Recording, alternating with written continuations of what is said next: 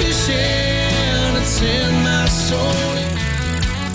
Welcome to the Salt Strong Podcast, disrupting fishing entertainment as you know it. Prepare to laugh. Prepare to get to know fishing legends in a whole new and unfiltered way. And on occasion, you might even learn a thing or two about fishing. Here's your host, Joe Simons. Like diamonds. Hello, Salt Strong Nation. Joe Simons. Like diamonds. We are back again. Got my boy Justin, Richard. What's up, guys? What's going on? What up? A hot topic, a debate, if you will. The good news is we are not here to be preachers and give a big sermon or a lecture. We are here to have a very open dialogue. And here's the backstory of why this podcast happened. And the title, if you missed it, I'm sure it's probably why you clicked on and want to listen to it. And this is what we're going to talk about for the next however long we go, is what would happen if we did not, us as recreational anglers, did not keep a single fish for an entire year, 3 years or 5 years. I don't even know. To me, it sounds crazy, and I'm not advocating that we should, but the question came up, well, what would happen if we did? And here's why. Simms, the fly fishing, company, the apparel company, put out a really hard hitting and kind of in your face video recently that we kind of watched as a team.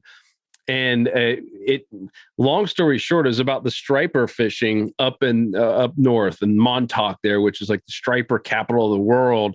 And it's been a big thing for many, many decades. And if you're into striper fishing up there, you know that. And you also know that it was like at a peak, and then it went way down, and then it like got really good again, like the good old days. And now it's kind of bad again, where even guys are having trouble catching stripers in the places they used to. They're not up in the rivers and the streams. They're not behaving like they should. And Simms really kind of painted a picture that it's the recreational angle. They didn't mention commercial fishermen once, because a lot of times, and I'm the same way, right? Well, man, it's those commercial guys that they said that's not the problem. And they even interviewed just normal Joe Blows and some guys in the area and said that recreational guys and gals are the problem, because the state, gives a limit, right? Let's just say it's 4 stripers a day or whatever it is. And there's many people that have the mindset where I got to limit out as quick as I can. And I get it. Like I've done that before. I think everyone in this call has. And so the long and short of it is the end of it kind of said it comes down to education, right? It comes down, we have 4 million new fishermen in America, and a lot of them don't have the education on how to hold a fish correctly. That's also a part of it, right? Is mishandling and fish dying because we're mishandling or keeping it out of the water too long. But there is also probably a little bit of lack of education for some newer anglers that do think, hey man, I'm going to look it up on my fish rules app and I'm allowed to keep, whatever XYZ fish for the day, and like let's keep them, let's have dinner, right? And I don't blame them, because it's the limit, right? They're legally allowed to. But this video was like, we might want to take a look at all that, and we might want to almost kind of challenge some of the state limits. They might be way off, because the up there, they basically admitted we were off, right? Because science and data is great, but if you can't keep up with the amount of anglers and the amount of people catching fish, which you can't on a real-time basis, it's always going to be lagging. And so that's the long story short. So the point of this is to do a little education, and 2, to get feedback. Like we want this to be one of the most hopefully commented on posts of just your honest feedback, regardless of what you did in the past. Because my brother Luke and I and our dad and grandfather, we did it, man. Like we know, I think Richard offline, you call them dock picks, right? We all went there, and you want to come back to the dock or the marina or the boat ramp or the cleaning table with as many fish as possible. It's like what you did.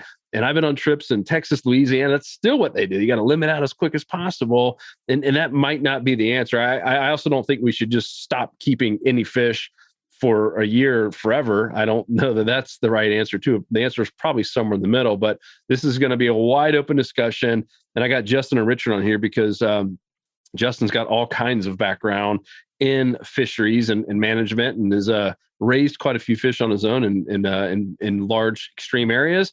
And Richard's, been up there in Georgia and the Carolinas, and has seen some ebbs and flows with certain species. And a lot of it comes down to the rec guys. There's certain species like flounder in some states and redfish in some states. There's no commercial fishery for it. So it can't just be the commercial guys. And so a lot of it does come back to us as recreational people to think long term, not just short term. So I'll be quiet. That was a super long intro. Who wants to kick it off? Where do you guys want to go with this one? Because I know it's a hot potato. Hot potato. Who wants it? Yeah, I mean, Mr. wants that hot potato. There you go. Let's get into it. So, starting off, I'll raise my hand first, saying have been a part of that, like what we call the dock picks and maxing out your limits, and been, as an early angler. And a lot of it, I do want to say was we never had a quote unquote problem, and ever since I could remember, there was just always fish.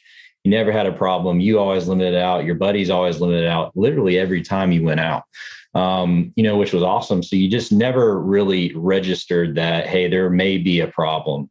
And this was, like I said, a lot earlier in my angling career. And the more that I've got into it, the more that I've read studies, gotten into the biology of fish, and especially over here, kind of like in the Southeast area, a lot of these fish, believe it or not, are actually resident fish. And these are studies done by like DNRs, in the Carolinas, Georgia, all that.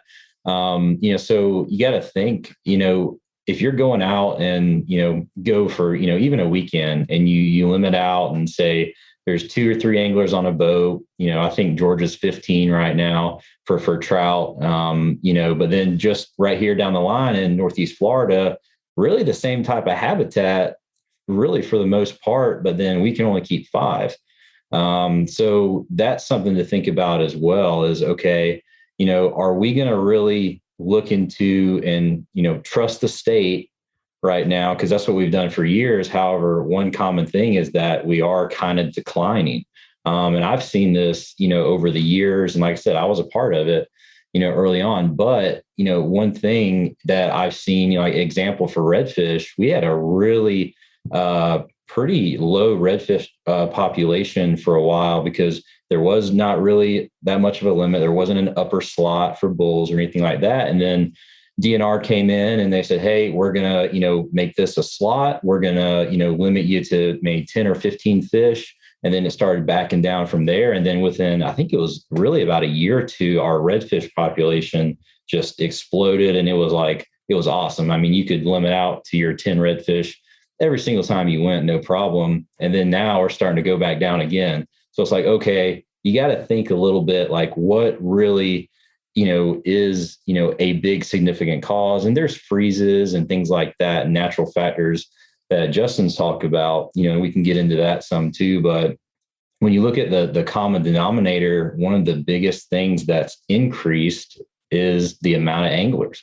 We just have a whole lot more lines and hooks in the water. So, I'm on the same side of the fence with you, Joe. Like, I love keeping fish, don't get me wrong. But at the same time, the more that I've done it, the more I'm starting to see how, recreationally we can wipe out, an entire school of fish very quickly, especially if there's some higher limits. So it's definitely something to be thinking about, just be cognizant of when you're out there.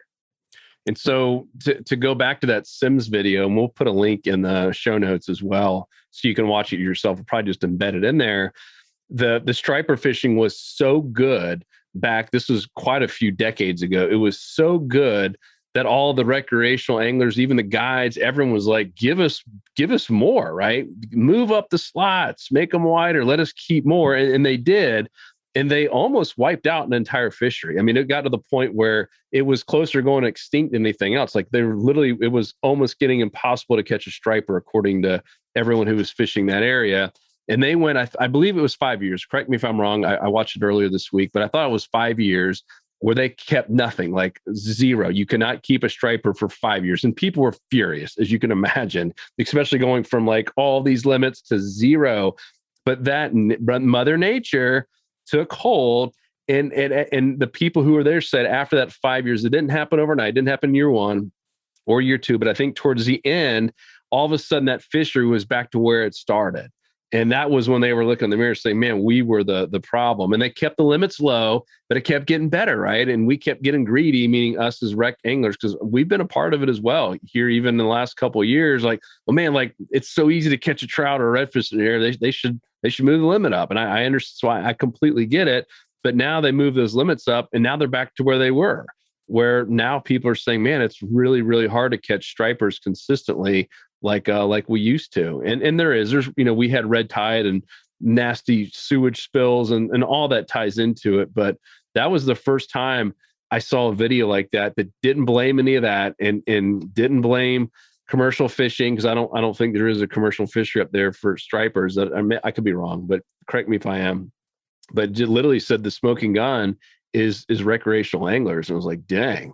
And it kind of made me take a look at ourselves. I was like, are we part of the problem down here in Florida? I don't know. That's part of the whole discussion. What do you think, Justin? I think that I have had opportunities over the years to work with FWC on their breeding side. So FWC does have breeding facilities for redfish, and there were times in previous jobs that I've had where I was able to take some of their breeding redfish and have them on exhibit to teach people about animals. But in that relationship, I got to meet a number of people at FWC and people responsible for stock assessment throughout the state to help determine what the state of the fishery looks like.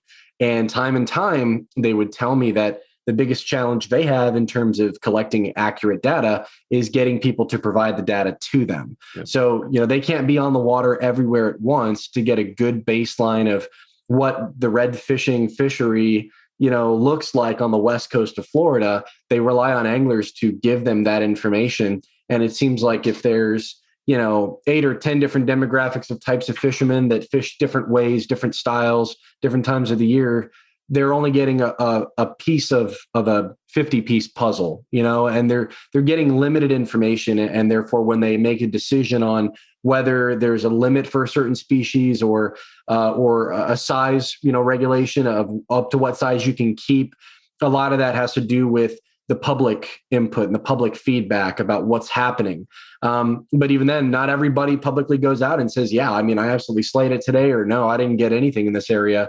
The people that have those rest stops back at the ramp where they say, what did you catch? How many did you catch? That's really helpful. They are using that as the baseline to help determine what's happening in the area. They aren't going out and electrofishing and getting a giant population and saying, okay, here's my model, and then it must work, based on this many number of miles. That's not their means of collecting data and determining these regulations.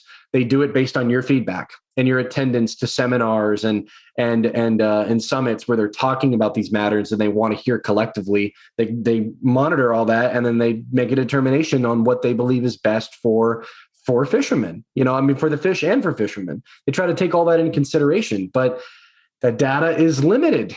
And I've been guilty for not attending these things and voicing my experiences on the water to help them determine what's right or what's, what direction they should go in terms of managing one species to another. It's tough. I've seen over the past couple of years, certain species go from no management whatsoever to kind of a base blanket coverage of 10 per person per day or 10 per vessel, whichever is greater. That kind of tends to be like the blanket means of managing or regulating a certain species. Blackfin tuna was one of them that I'm an advocate for fishing for tuna. And obviously tuna are highly migratory, but people kind of took it for granted and thought it's a big ocean. They come through, they're there one day, you catch as many as you want. Keep 20, 30 tuna. The charter guys down in the Keys would keep a ton. And then some questions got brought up like, well, we're not seeing as many smaller tuna come through. Like, does this have to do with us not regulating or managing that fishery? The questions came up, people looked into it, and based on the public feedback at these summits and seminars were, hey, let's just take a look at this and let's make some sort of step towards maybe helping that fishery rebound. We're not saying anybody can or can't keep fish. We're just asking, can we be doing it better? Can we be better about this to allow for, that same level of enjoyment to be available 3 years, 5 years down the line for our next generation of our family to enjoy? That's the biggest question. I remember one thing, this isn't so much related to catch and keep, but in terms of involvement to help keeping a fishery robust for years to come. In Florida, we had a freeze in 2009 and 2010, and it was a big deal to snook fishermen. Oh, yeah. I think FWC reported that 60%, and that's a big number, 60% of the population of snook were decimated from this freeze. I think that is difficult to determine. I'm sure a lot of that had to go off of, this is our most accurate information of a stock assessment. This is how many we've collected as deceased samples. So based on this collection, we're saying that this is the percentage that has been wiped off of, the population here in Florida. That's a big number. I was a part of a team to try to create a grant proposal to NOAA to try to implement artificial means of heating to offer a sanctuary for snook to rebound during winter months. I mean, that's my level of involvement and kind of thinking outside the box to help make sure that fishery can be enjoyed by the next generation of fishermen, my kids someday. I hope that my kids can go enjoy catching a 40-inch snook. And it would be frustrating to know that we as a community of fishermen didn't do things to try to help make sure that rebounded and that we offered that chance for the next generation. So to your point, Joe, like the biggest thing is thinking instead of the here and now of what's happening right now, what can I go catch or keep on my dinner plate? There's no problem with that, but also think long-term of what's going to happen 5 years from now to our fishery. How do I tie into that equation? And the decisions I make now, how are they going to affect, what that fishery is going to look like down the road? Yeah. Well, unfortunately, we as humans don't really change that much as we age. There's that study where they put the 10 little kids, I think they were 4 years old, in one of those rooms where they get to watch them in the mirror. And they gave them the option. They said, all right, you can have one chocolate chip cookie now, or if you just wait, it was like 20 minutes, right, for a kid. And if you just wait 20 minutes, then you can have two. And none of them took it, right? And they all want that one cookie now. They don't want to wait. And we're similar. Obviously, we're now talking, 20 minutes to a year. But it is tough. It's tough for all of us, right? It's a big part of this discussion because you mentioned your kids, right? It gets a little bit more powerful when you start talking about kids and grandkids and your legacy. And so if I asked you, Justin, said, all right, would you be willing right now to say, I'm not going to keep another fish for the next, let's just say year, like a long term, 2 years, 3 years, but it would guarantee that your kids and grandkids would have plentiful fish and it would be like the good old days? And most people would probably say, yeah, when it phrased that way. But then everyone else will say, well, what about all the other people that are keeping them? What about the commercial? And say it's really, really, really tough to just, put a blanket over it and say, this is the rules. You also brought another thing about, tuna and migratory species. Stripers don't just sit in one area. And at the very end of that Sims video, they talked about how they are moving up and down the coast, from that, upper New York, and heck, they're in Virginia, right? And sometimes even the Carolinas, depending on water temps. And yet every state has different rules. So they brought up, why are states running this thing in the first place? Why don't we look at this on a bigger picture? And I thought that was interesting because you mentioned it too, Richard, right? You live really close to the border of Florida and Georgia. One area, you could literally be in one spot and the limit is 5 trout, let's just say. And in a stone's throw, you could take your boat just a couple miles up and all of a sudden be in Georgia. The same thing had happened in Georgia and the Carolinas. And all of a sudden now the limit's 10 or 15. Just a mile away. Is that fishery that much different? You saying, yeah, rhetorical question. Yeah. You're right. Yeah. Think about it though, just logically, it's half a mile to a mile, now granted, it's not always going to be right on the border. But when you have the same type of areas, and we actually teach that, here at Salt Strong, where, we've all got, brackish water, a lot, really extensive marsh systems. Just beautiful area. And a lot of it's preserved and everything like that as well. So a lot of it's protected, and going back to a lot of these are resident fish as well, so you got to think if, a majority, say 60% or more of these fish are residents and they stay within the same maybe 10 miles, their entire lifespan, if you continue to pound on that, that school or group of fish, it's kind of just simple math, at that point. But yeah, going back to that, cobia is another one that has seen tremendous ups and downs, but same thing, going all the way up the coast, all of a sudden, Georgia's different, Carolina is different, all the way up to Virginia. And it's like, well, why are these guys getting to keep, 5 fish when we can keep 1 or 2? Or, it's really kind of like they're the same fish. It's just in a different area, they're moving. So that's something that I think is really needing to be looked at as well. More on a grand level, because it's the same fish. They're just different parts of the year and the season going to different areas. And so much of it is going to come down to leaders, like Salt Strong, to fishing guides play probably one of the bigger roles, because they're out, every day, taking 2 to 4 or 5 people and having an impact on what those people believe is the right way to fish. Right. And I was super proud of I don't know if it was all of them, but it was a big chunk of the Tampa Bay guides. So if you guys don't know what happened, we have, this Piney Point just disaster, massive fish kill. And then somehow FWC, based on some data, said, hey, let's open it back up. And we were all shocked. And I thought it was so cool. The guides, for the most part, came together and said, I don't care what the rules are. We're all going to agree, kind of like form a pact, not to keep anything and just be honest with our clients. So listen, we just had one of the biggest fish kills in our lifetime. Let's let this thing recover and not take anything home. And guess what? From what I've heard from some of them that I reached out to, they've had like 0 cancellations. They've had 0 people mad with it. People understand when you can back it up with a real reason why. And I thought that was awesome. So kudos to you, Tampa Bay guides, and all over the Gulf there that were impacted by that. I know it, went down from Clearwater, Boca Grande. It was a pretty big area that got impacted. And it was so cool to see those guides do that, because the opposite thing is happening in Louisiana. Luke and I take a trip there every year. And, that is certainly a place where it's for meat lovers. Like if you're flying there, you fly back your fish. And if you're driving from wherever in the South or Louisiana, New Orleans, you're bringing back the biggest cooler you possibly can fit in the back of your pickup truck. And so I remember the first time we went there, we had a killer day, kept no fish. And we just felt bad too, going in a different state that's not ours, even though obviously we paid for a fishing license and stuff. We just felt bad keeping fish. And we get back to the lodge, and it was a lot more locals there. And they were the whole conversation was about how fast did you get back to the lodge? It literally was like, that was the bragging rights. That was like, show me how tough you are, because that means you limit it out. Like, you don't come back until you limit it out. Right. And so I think the limit there at the time was like 16 trout, 16 specks per angler. You got 5 anglers on a boat. Start doing the math.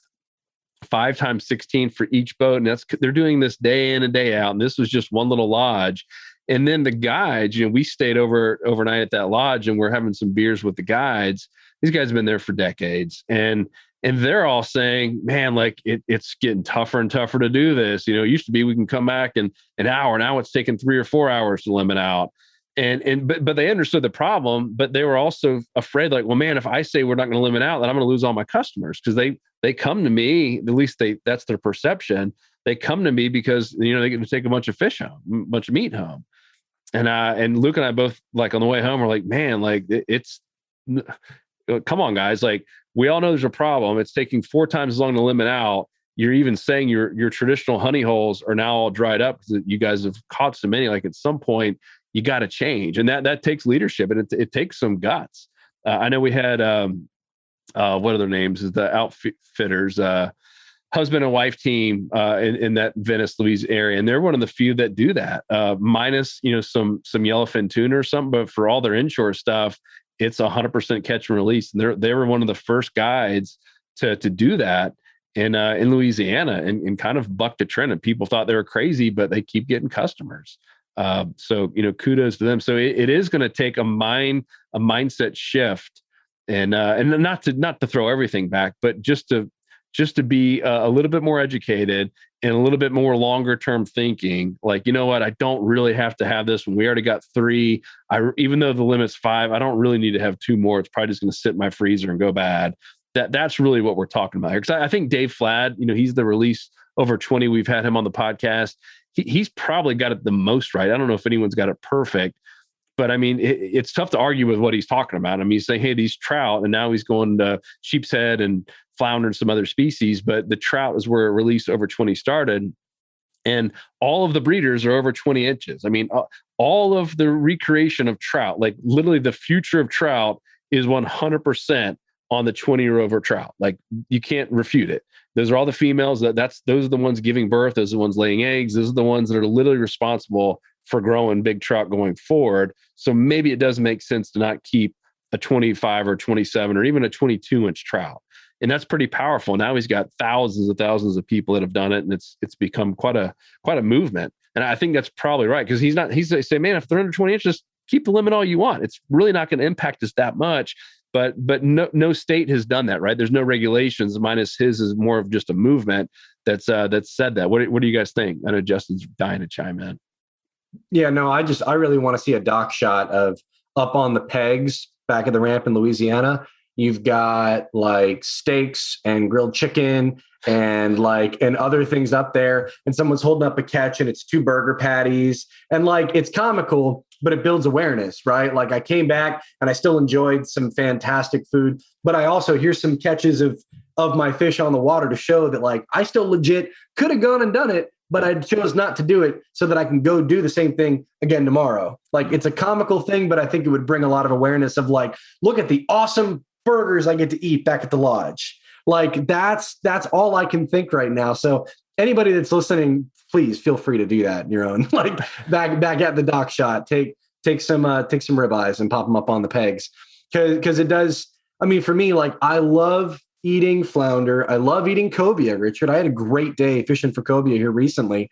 And like, I'm not opposed to keeping and eating fish. Like, it's sometimes I feel like they were put here for us to be able to eat, but at the same time, I want to be able to enjoy that long term, and I want everybody else to enjoy it long term. It's not all about me. It's about us together, as a whole community.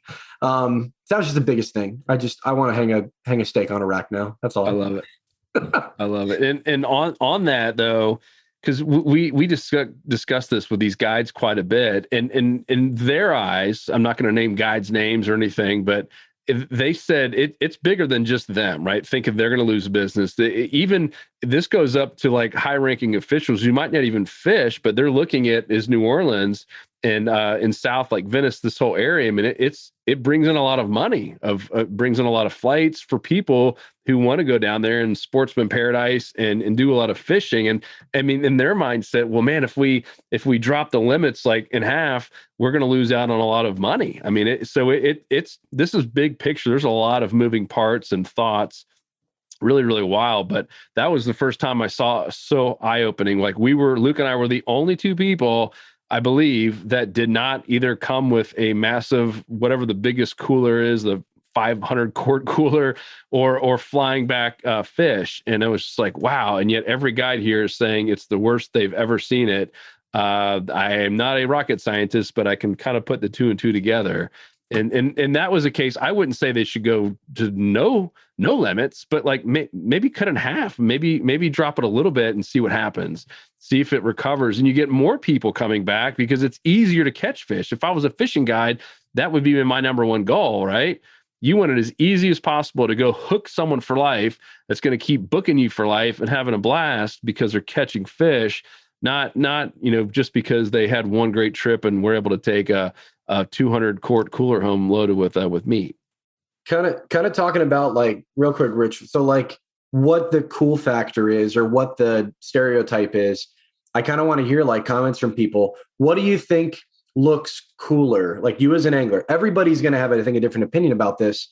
Seeing back at the dock shot of 20 fish up on pegs and everyone's like stoically standing in front of the fish, or seeing one well captured shot of you holding a quality trophy fish on a boat in your hand on camera.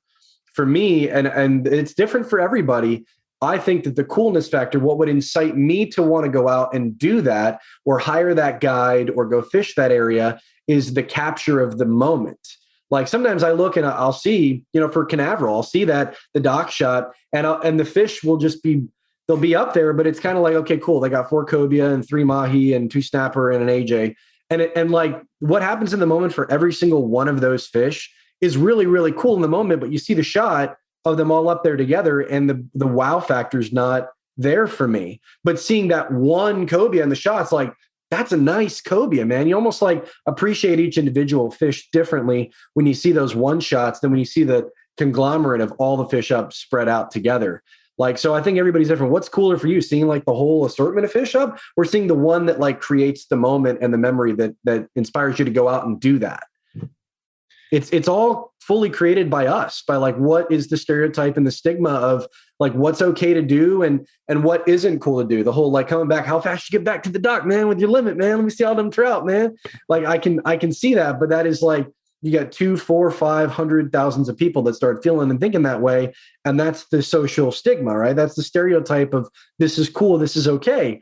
And especially if you're getting into it and you don't know any better, you kind of feed off of like what's around you regionally. So this is more of we're asking the question, like, think about it for yourself, listen to this podcast and kind of help shape that concept, a paradigm shift, if you will, of how you go about doing this.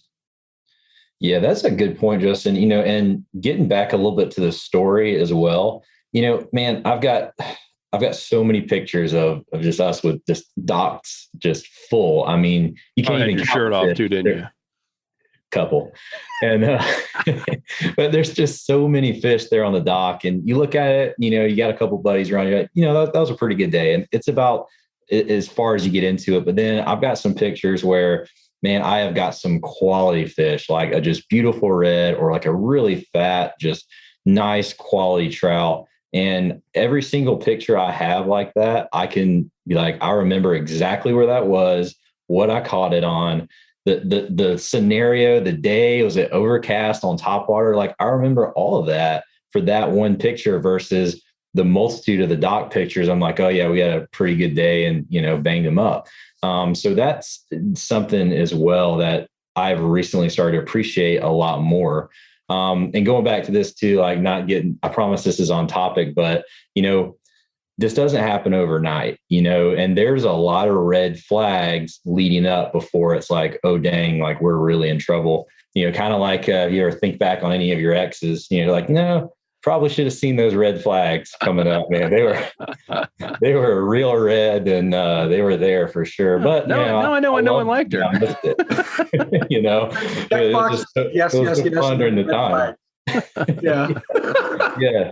So, there's that. And, basically what really got it for me was, that exact thing, what you were talking about, Joe. Like I used to could go out to 1 or 2 spots, max, limit out in every species, that I wanted to, and be back at the dock, super early. And then all of a sudden now, like over the last 5 years, I've got to go to 4, 5, 6 spots to catch the same amount of fish.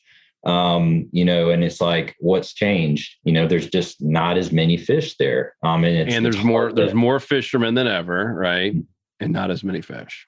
Yeah. And it's like half the spots you roll up to, like, dang, there's a guy in there already. It's like, there's just a lot more people on the water than it used to be. So, but yeah, that's my 2 cents. Yeah. To answer that question you asked, I'm not impressed by seeing a bunch of dinky specks slapped on a wood board with some stakes at, you see some of those in Venice in some areas. And even, down in the Keys, I was a part of one, and I was embarrassed to be in the picture, but it was, and this is not my boy Hollywood. This has nothing to do with, like, they're really good about mostly catch and release and really stewards of the area down in Alamorada. This is in a different area. And we had chartered a boat. This was 6 years ago, and it was for mahi-mahi, for dolphin. And the guy knows when they come back, it's one of the places where there's tourists everywhere at this marina. And he's like, man, because we were feeling guilty towards, like, man, we have more than enough. He's like, no, like, we got to bring more back. And I was like, this seems weird. And we understood why. And he told us, like, man, like, I make a living by coming back to that dock loaded with as many beautiful mahi-mahi as you can imagine. And we put them up on the board. And he's like, literally, I will get 3 bookings from just dropping you guys off and putting these things up. And I was like, and I didn't even want these fish. Like, we obviously used them and gave a ton of them out, but it was more than we could ever possibly eat in a month if all we did was eat it every night. Like, we had 7 or 8 guys on the trip. We all limited out, and there were a bunch of little peanut, dinky, barely legal dolphin. To the point, even some of the other guys who knew how to fish were on the dock, like, I can't believe you guys kept all these. And like, I felt guilty and like dirty. And so, but I understood the guy's making a living. So I get that part of it, but man, what if we change that mind? What if he came back and had a a cool digital screen up there and was like literally showing every amazing fish pick, right? I mean, a lit up mahi that maybe we released. Like, can you imagine that? Where almost like at Disney World, right? They take pictures of you when you're in your roller coaster, and by the time you get done with it, you see the screen of all the people and their reactions, and a couple of them are scared to death, and a couple of people are doing funny things. I mean, how cool would that be if and then maybe that's the future of it, where a captain could have a card or something that goes right into the console, and boom, it's as soon as you're in range, it's hitting up all the images for the day up on a big board. And I think that would do the same for a lot of people. Just throwing that out there. It's a wild kind of idea, but I just remember being part of it. Luke was there too. I'm like, man, this just feels like I don't even want to be in the picture. It was, I'm talking about when you just see this little dinky, and if you saw it, like if we put on social media, we would have been fried. I mean, absolutely fried for keeping that many small little dolphin. So that's my 2 cents on that. I love it, dude. And then just date it, right? Like, this is what happened today. Here's Bethany. Like, where's your fish? It's right there. It's up on the screen. That's me. Yeah. Still have that hat with me. Yeah. It's cool. Love it. And I would encourage you to watch that video, because we hadn't really even thought about this topic until we saw that video, and we said, all right, let's just, the topic's a little bit not clickbaity, but we wanted this to be a discussion and get people's attention, because it's worth starting this debate. I would also check out the release over 20. I do believe if there's, a mostly correct answer, it'll probably lie somewhere around there. It's not just shut the whole fishery down for a year, 2 years. We're not suggesting that. There's probably a lot of people that would say that's a good idea, and it probably wouldn't hurt. But I also know as fishermen, we invest a lot of money in our tackle and in our boats. And even though we know deep down, if we catch a redfish or a sheep's head or whatever it might be, it's probably the most expensive fillet ever when you factor in all the cost of stuff but it still feels good, right? And for many of us, I know I talked about this on a prior podcast, the whole act of going out there with your son or your daughter or your spouse or friends and actually having a fish fry, or, it doesn't have to mean you have to fry them, but having a cookout of something that you caught is an experience in of itself. And it's meaningful. And that's also part of a memory that will never be lost. So I get that part of it. And the same with lobstering for our family. We love it. And I'd be ticked off if someone said, you can't keep lobster for 5 years or a year. Like, well, how about just a couple? So I completely get that part of it. But at the same point, if everyone kept the limit, we would literally wipe out every fish that has a limit there is. So we have to agree that there's somewhere in the middle that's probably the right answer. And I like that release over 20, just like, hey, let's protect the big ones. And not just because they're the breeders, but the bigger they get, the better the chance. It's just like humans, right? If you try to kill off every 7-foot person and only kept 5-foot people and below, at some point you're going to have an entire world or civilization that's 5 foot and below. If you only have 5-foot people, you can't have 7-foot people. It doesn't happen. So, Dave talks about that. He's like, man, you can't have 30-inch trout if you kill every trout over 20. At some point, you need the big breeders. I mean, it's DNA, right? At some point, to be able to recreate something similar, you have to have some of that left. So I really love that about releasing the big ones. Even if you're allowed to keep it, just release them. And we have been practicing that, which I think is a great practice. So what are you guys' thoughts? I'm not saying I'm right. That's just what I'm doing. Yeah, it's, as someone who we've all been fishing for most of our lives, it's evident, to see, and especially in areas like where I grew up, like that. And really what's the difference? We just got a lot more people on the water. So I think, it's one of those things we just need to be cognizant of. And especially, we have so many new anglers on the water. They're not even aware, most of the people probably aren't even aware of this is even happening. They're just like, well, the state says this, they've got all the data. This is probably fine. But, if you look at it over the years, 10 years ago, stuff like that, and some fisheries are even better right now than what they were 10 years ago, but look at what they did, what actions, were taken, and what were the consequences or reactions to that. So that's something just to think about for the future, for sure. Because I know at the end of the day, we all want to be able to go out and just catch fish, and keep a few if we want as well. And, not feel bad about it, because there's, not a whole lot of fish in that area, and I've definitely started to think about it a lot more recently as well. But it goes back to what you said too, one more time, Joe. Just if you're a guide, you should be supportive of it, because one, it's going to be easier for you to get the fish. Two, you don't have to, bust your butt to get as many of them. So that's a benefit. And if you're a recreational guy, I mean, you can go out and maybe you hadn't been on the water in 2 weeks. You instead of being on top of that one school of fish, you can go out to a good area and do like what we teach here at Salt Strong and still have a great day, or put your kids on some fish. And it's not just a struggle the entire time. So it's kind of better all around for everybody, and I'm just at the point too, where I don't like, unless it's fresh fish, I don't really like the frozen stuff. It's a totally different taste. So that's kind of where I've been getting to, slowly. And just after that, and unfortunately throwing fillets out from the freezer, like it's not doing anybody any good, Go to Long John Silver and get some frozen stuff. Come on now. Yeah, might as well. Baby. And you mentioned the guide thing too. I mean, what the one positive about social media, and a lot of guides have leveraged this, is just in those great pics, right? Because what really sells someone to go get a guide is not going to their guide's website or Instagram page and just seeing buckets full of dead fish, right? Or coolers full of fish on ice. It's smiles. It's people holding a fish and smiling with their family. Like you can say, man, these people are having a good time. I want to be a part of that. And there's been some guides who have really excelled at that, of posting just really fun, great, like good looking, well lit pictures of their customers just catching fish. And I know some of these guides, and they're not keeping any of them, and they're booked out for a long, long time just by taking advantage of putting those fish pics up on social media. So that's one cool part about social. What do you think? What's your consensus, Justin?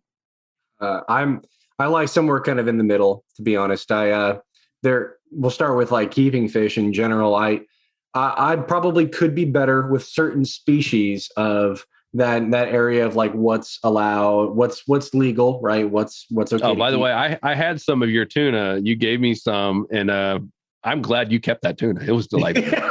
No, don't get me wrong. There's something special about keeping certain fish, but yeah, like there's a degree of like went out and got a couple tuna, shared it with friends and family. It is very special, and it does taste way better than anything you're going to get at a restaurant. I mean, let's just be candid about that. So good. I got a couple cobia, kept a couple cobia, and probably won't be able to do that again for a couple years. So I mean, put it into perspective. I do still keep, but within reason. For me, I think a lot of this has to do with whether someone's a local to an area and fishes that same area all the time, or guides. We did kind of have that not really a call out, but just bringing guides into attention here, because they're always fishing the same area all the time, and they're serving as stewards to educate people that come to fish with them in that same area.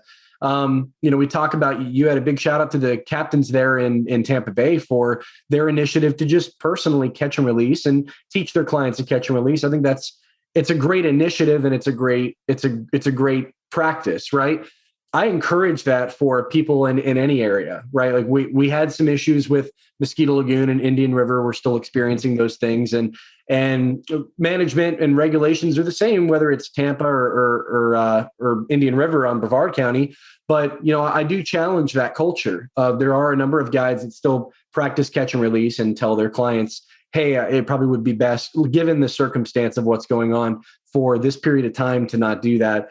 And I think that, those different areas of Florida, or let's say Louisiana or the Carolinas, regionally perceptions change, and everybody regionally has a perception of one thing or another. But we're all anglers. All these fish are, for the most part, they're going to live in the same type of scenarios, whether it's, Richard, I'm thinking of you fishing in Georgia and throwing that line over into Florida. I mean, like, I'm in Georgia, so I can keep these trout. They're so close together. There's not that much of a difference, and like the fish over in Mosquito Lagoon, they're resident fish, right? They're known that that's one of the places that they will breed within that lagoon system, and they won't head out to the inlets to spawn and then come back down. So what you do in that particular fishery definitely impacts the long term of that area.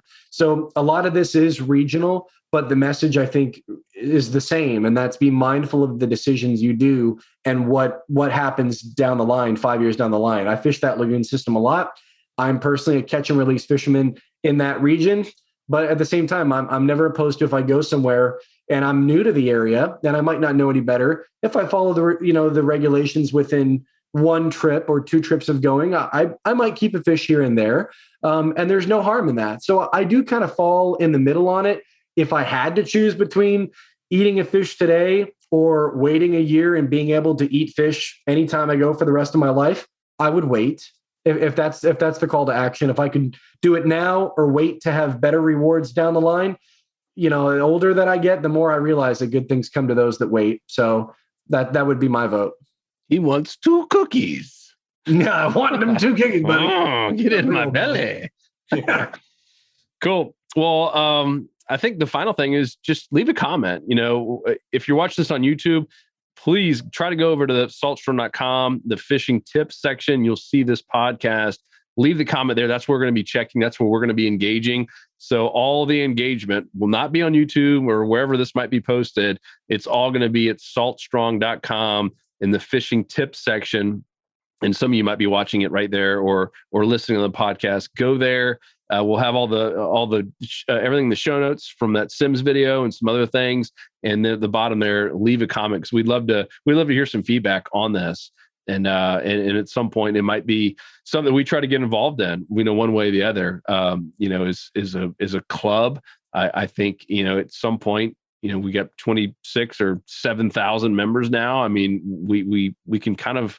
We have a lot of weight, right? And it's a lot of influence when you have that many people who are kind of voting a certain way. And so I'm interested to see where people are and just candid thoughts. And no one's going to judge you. There's just like, hopefully you're not thinking we're a bunch of crackheads or someone crazy. It's just, man, it's tough to have a perfect answer.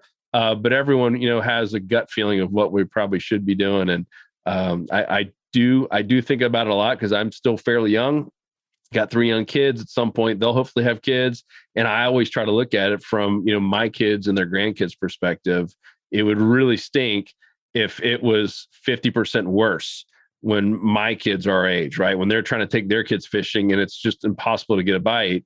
That means their kids are not going to be having fun. And they're going to go, who knows what will be around with virtual reality glasses or something like, I can go catch more fish on the virtual reality and sit on my couch.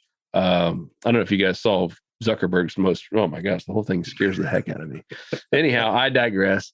So leave us a comment. We love to hear from you. And of course, if you haven't joined us yet in the Insider Club, join us. It is the only club in America that's guaranteed to help you catch more saltwater inshore fish in less time. That means you'll be catching more fish per trip, more fish per hour. Doesn't that sound awesome?